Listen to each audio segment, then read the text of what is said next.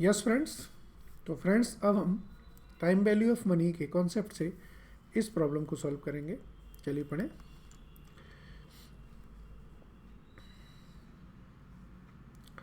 Mister B will require 30 lakhs from after 10 years from now. He wants to ascertain an amount to be invested in a fund which pays interest at the rate of 10% per annum. Following options are available to him. Number 1, to make annual payment at the end of each year, to invest lump sum in the fund at the end of the year, to make annual payment into the fund in the beginning of each year. तो तीन options इन्होंने दिए हैं। तीनों options के हमारी क्या calculations आएंगी वो देखते हैं। फ्यूचर वैल्यू, प्रेजेंट वैल्यू दोनों दी हुई हैं। चलिए करते हैं। पहले हम ये देखते हैं, ये 0 ईयर है और ये 10th ईयर है। इस जगह पे हमें 30 लाख रुपए चाहिए। ठीक है जी, यानी कि 10 साल में 10% इंटरेस्ट के साथ में ये 30 साल बन जाए। तीन ऑप्शंस हैं। एक तो है इन्वेस्ट एनुअली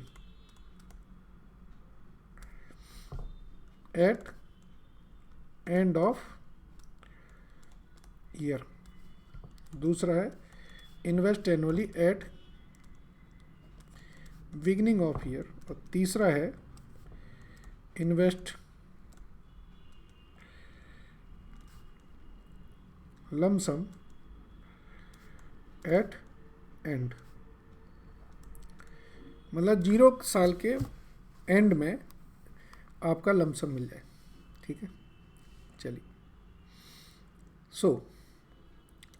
अब ध्यान देने वाली बात है कि मुझे 30 लाख रुपए चाहिए और वो अमाउंट निकालनी है जिससे कि मेरे 0 ईयर से इन्वेस्ट करते करते यहाँ तक पहुँच जाए।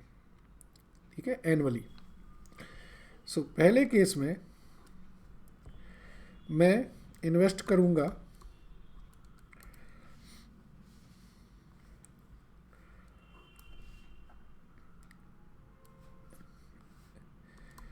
ईयर एंड में 1, 2, 3, 4, 5 ऐसे जाके मैं 10 साल तक इन्वेस्ट करूँगा। तो मुझे जो रिक्वायरमेंट है वो चाहिए future value. Future value is equal to present value into future value, annuity factor लगेगा मेरा, फ्यूचर वैल्यू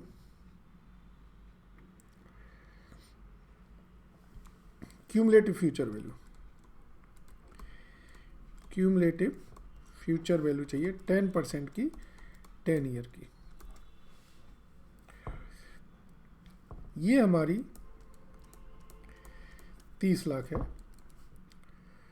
मुझे एनुअली कितना चाहिए, एनुअल पेमेंट कह देते हैं इसको, एनुअल पेमेंट। एनुअल पेमेंट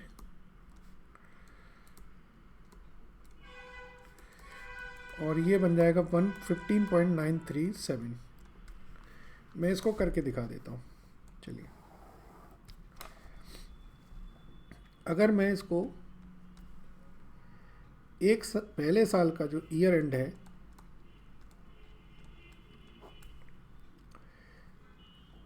तो वो 10 साल बाद कितना बनेगा वो मुझे बताना होगा। इसके लिए मैं टेबल यूज़ करता हूँ।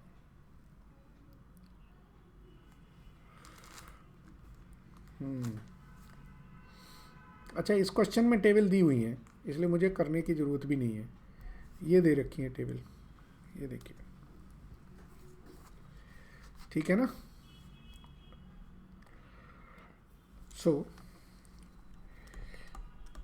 एनुअल पेमेंट जो मुझे करनी होगी 30 लाख डिवाइडेड बाई 15.937,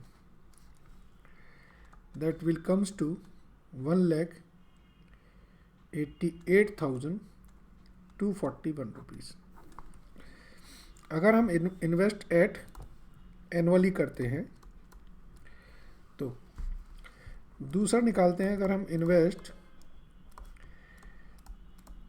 एनुअली करते हैं एट बिगनिंग,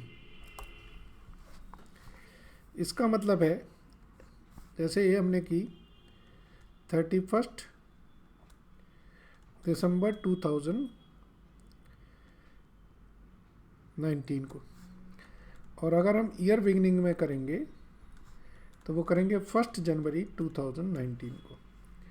तो फ़र्क ये है कि जो 31 दिसंबर की अमाउंट आ रही है ईयर एंड की, वो 15.937 है। अगर हम ईयर बिगनिंग में करेंगे तो इसमें भी 10% जुड़ जाएगा। ठीक है, सो 15.937 में 10% आप जोड़ दें, so that will comes to 17.531। सो अगर हम एनुअल बिगिनिंग में करते हैं तो future value is equal to आएगी एनुअल पेमेंट इनटू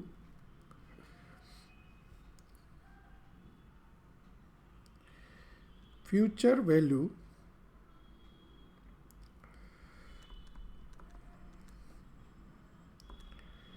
%10 10 ईयर्स की।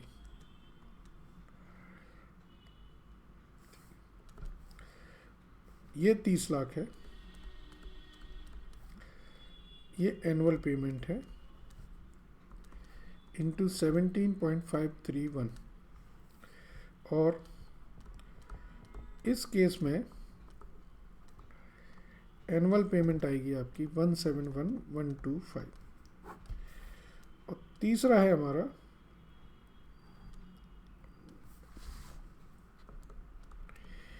इन्वेस्ट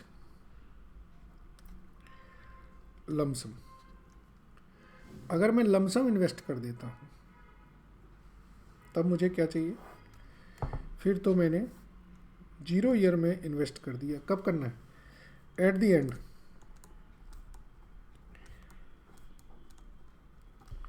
तो मैंने फर्स्ट ईयर में इन्वेस्ट कर दिया और मुझे 10th ईयर के एंड में 30 लाख रुपए चाहिए। तो मतलब एक्यूमुलेटेड वैल्यू मैं देखूंगा कितनी है। सो जो फ्यूचर एक्यूमुलेटेड वैल्यू है दिस इज माई 2.594। ठीक है, सो दैट इज, ये मान लीजिए let's amount invested is x। So future value क्या होगी, future value is equal to x into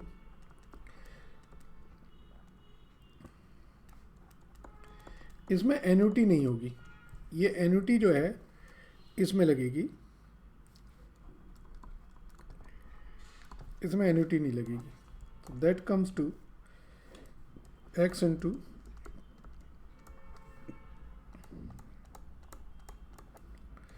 और x इज इक्वल टू 1,156,515,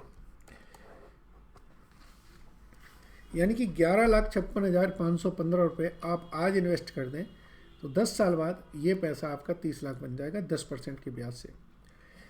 अगर 1,71,125 आप हर साल इन्वेस्ट करें तो 10% ब्याज के साथ ये जुड़ के आपका 30 लाख बन जाएगा शुरुआत में।